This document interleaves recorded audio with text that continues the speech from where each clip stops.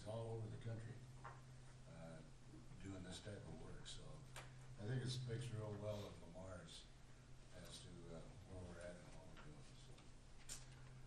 Okay,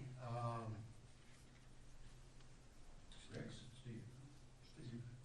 Oh, I'm sorry. It's all right, I get passed over all the time. You don't go home and get treated like that, huh? Yeah, that's the case, we'll give you an extra half No, hour. I'm done, thank you. I'm good too. Again? Okay, city administrator? The ball's in your court. I do want, I should also comment on city staff and those that were part of that process. Yeah. All their encouragement and what they expressed that day when he was down, I want to thank them all for that too. It was a little bit overwhelming, the last page of that survey. But, I guess I'll just go over my stuff real quick. One thing I wanted to mention, because I don't know if we've really gotten it out there, is the ice skating rink at Cleveland Park. I don't know, there's very many people who are aware that there is an ice skating rink up there. I think a handful of people may be using it, but we did flood what was, well, I don't even know what was built as a roller skate or roller blading area for hockey maybe. So it's a hockey rink. Yeah, so that was flooded this year, so it is an ice skating rink. If people like to ice skate, please use it. I mean, if people use it, we'll keep doing it. Is it getting used? A little bit, it's been too cold. The reason, thanks for bringing that up, Jason, because believe it or not, about a week ago too, I was driving a block away from there and I saw lights on over there. And I know Shipper had told me, hey, we flooded that thing, and I wanna thank you guys. I have to admit, I kinda totally neglected it. I think it's a heck of an asset, but yeah, thanks, Jason, for bringing that up. And like you say, it's been awfully cold, so, but I know it was flooded and it should have formed really, really, really good ice, because I think we waited until the opportune time to do it. But yeah, thanks, yeah, that's good. I actually had a couple people come in the office at Fire Station 1, they're using it, and said thank you for doing it. Good, excellent, excellent, excellent. You guys take care. Glad you brought that up, Jason. And then, just a couple other things, just for a heads up for next council meeting, because they're not ready yet, but, our Key Avenue Rec Trail, that project was bid at the state level, 2 Tuesdays ago. Yeah, 2 Tuesdays ago. So the bid was favorable. I can't get into details because no contracts are signed yet, but it was favorable. So that contract will come to city council, next council meeting for award. And then also once the old PD building is tore down, that will become a parking lot, and I have received quotes on that. So that will come to council, next council meeting also for approval. And with that, who wants to be first? I want just, on the trail that you're talking about where they bid, that's the one out by the corporate. Takes us out to Rapco. Yeah, I'm sure that everybody knows where this is. Yeah, from Wells Corporate down to C38. Right, right. That's Rock, paper, scissors, what do you So annual reports, street department. Good afternoon. First of all, I want to thank my guys and for the street part of the snow removal and public facilities. It takes all of us to get that done, so I want to thank my guys for the long hours and the hard work they put in and the early hours, but I think we've been doing a pretty good job on it. Also want to thank Rich, because we did have to borrow Kurt Allen one day and he's driven with the county before, so he had some experience. So we had to borrow him twice, so I want to thank Rich for letting us use him. My year-end report, just kind of a recap of what my quarterly reports was. I was not going to read through it word for word for you, but if you got any questions, we did a lot of work out there on the CDP two projects, the campground, the Olson Event Center.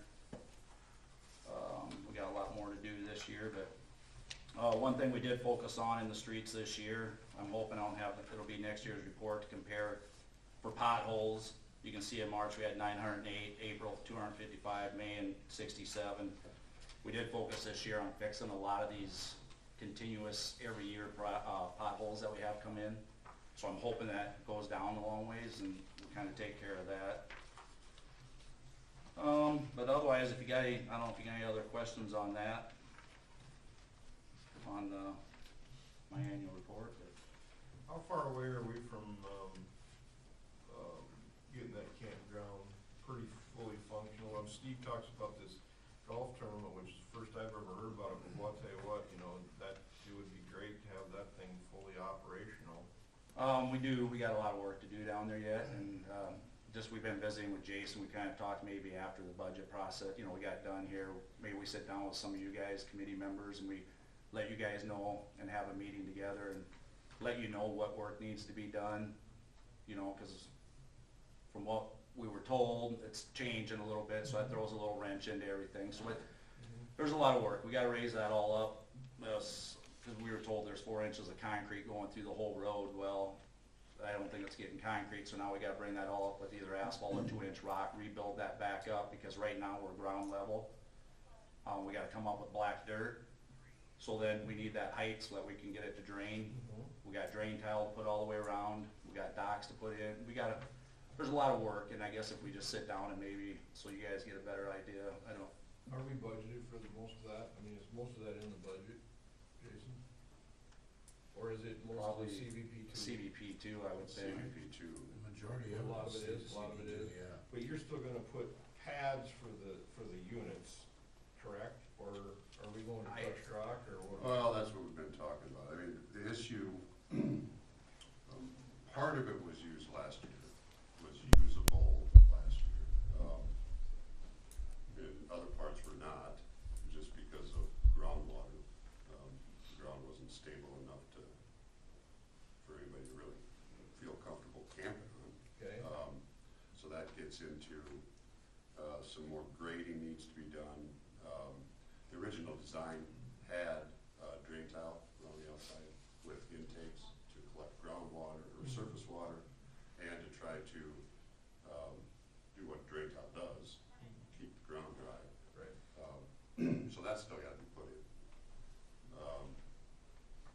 And, how long that takes, I don't know. Okay. But that's gonna aid in being able to use the entire thing.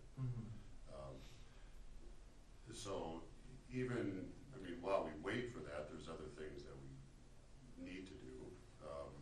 The pads, we've gone back and forth on whether or not we were gonna create pads for the entire camper to sit on, or if it was just gonna be, enough of a pad, to put a picnic table on, or, to An line up. awning, right, Yeah, so as they come out of the camper, they're stepping on a concrete pad. right.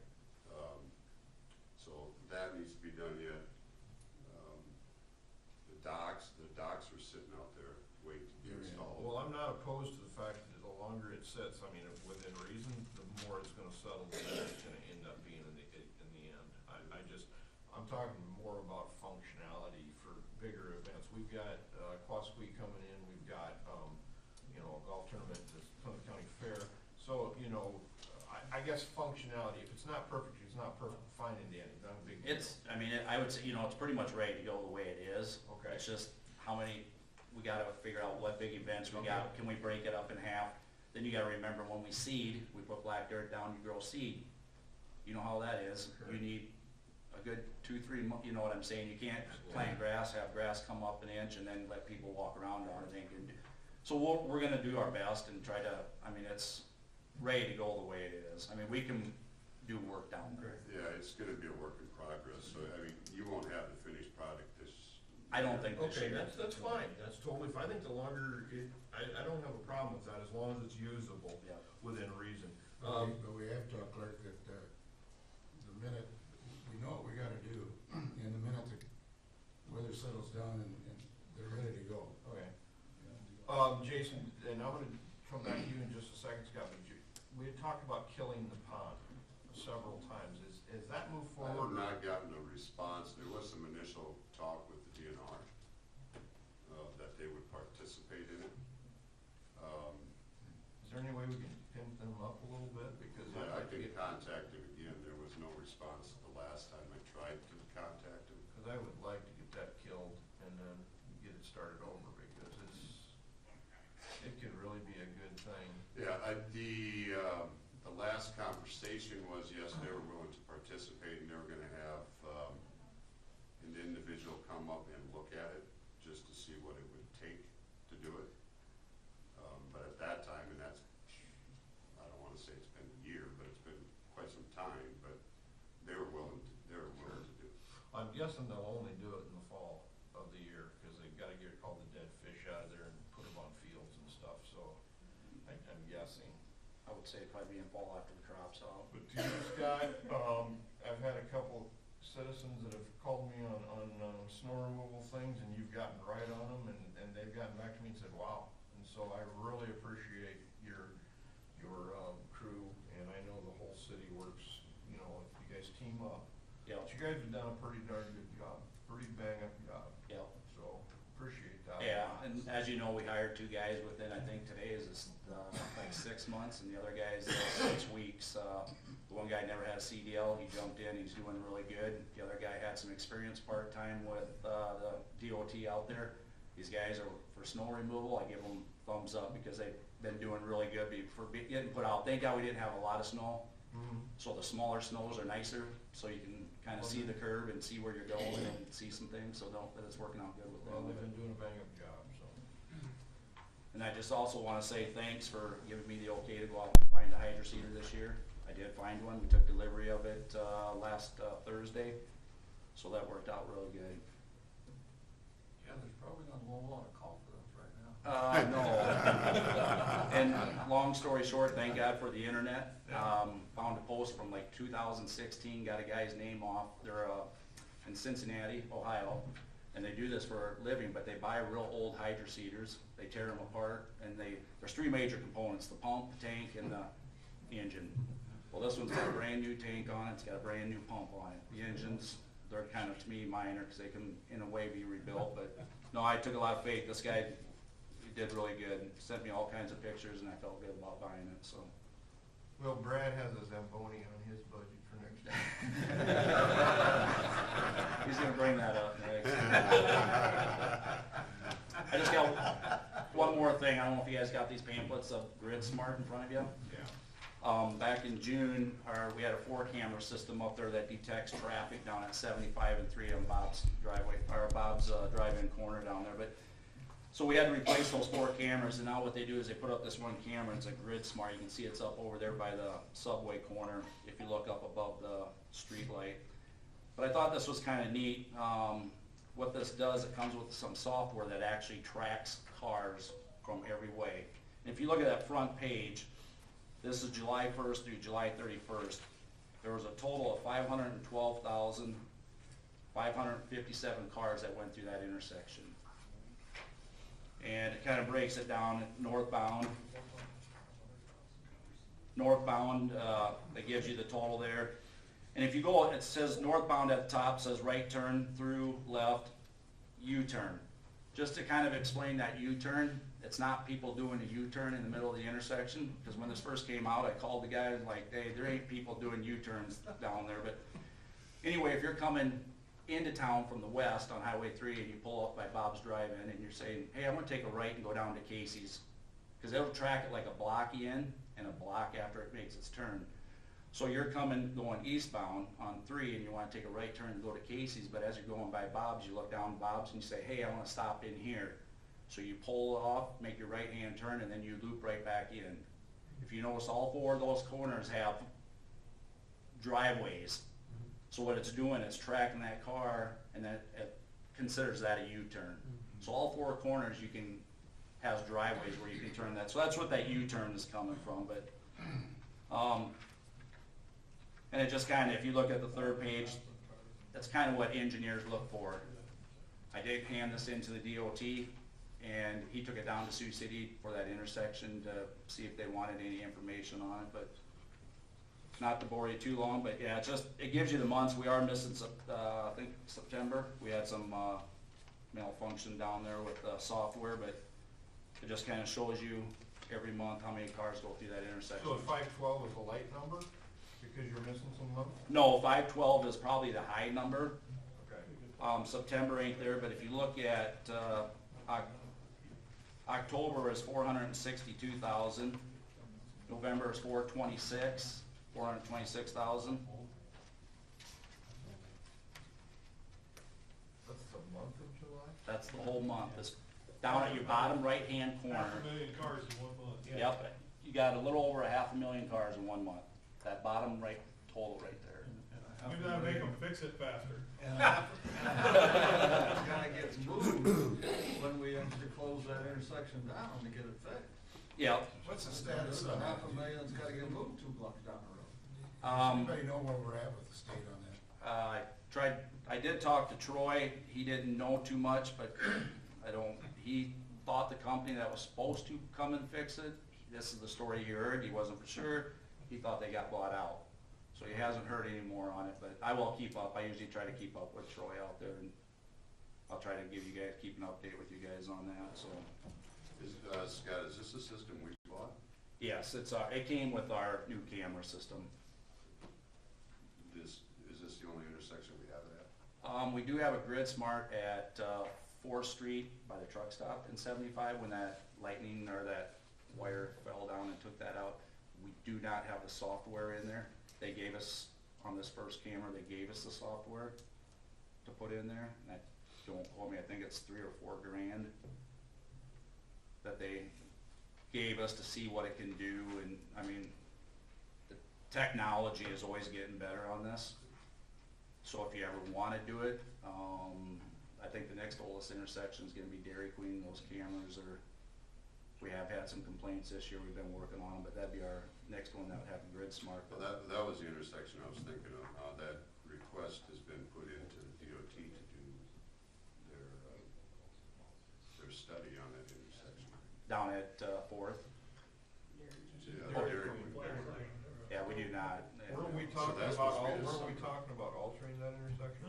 Yeah, I mean, so part of that was to do a study to find traffic patterns.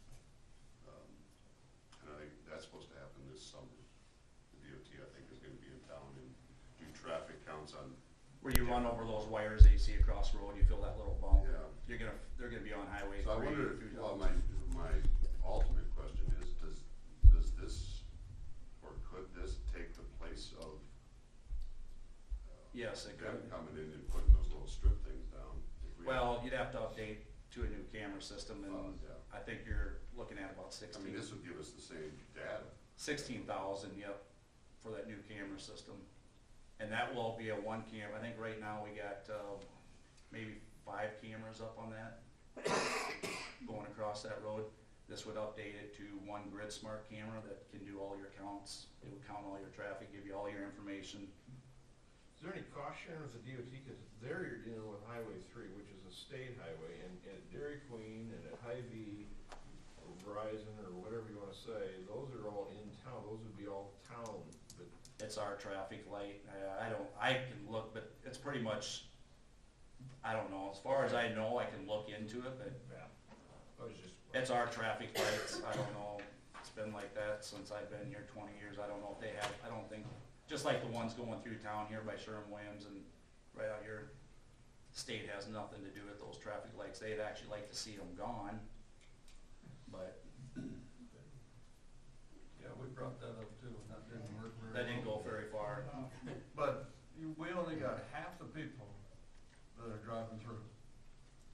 There's half the people that are turning some way at that intersection. Yep, Well, no wonder the road isn't prepared for that. yeah, especially I don't feel like Blacktop is not for turning traffic. We had the blacktop on 12th, and that was the lousiest piece of ground we had because all the trucks pushed blacktop. Yeah. And that was a straight shot.